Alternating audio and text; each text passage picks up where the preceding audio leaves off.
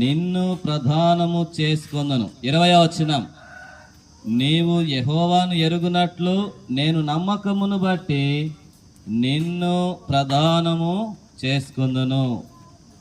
ఇప్పుడు పద్మారావు గారు చదువుతారు ఏమనంటే 19వ వచనములో చదవండి. తన వాక్యములను దీవించి ఆశీర్వదించునుగాక. ఈ సమయమున మరలా దేవుని యొక్క వాక్యాన్ని విందాం. ఈ లోపల వీరు తీసుకొచ్చినవి మార్చుకుంటారు. రండి, తల్లిదండ్రులైన వాళ్ళు రండి, ముఖ్యమైన వాళ్ళు, ప్రాముఖ్యమైన వాళ్ళు.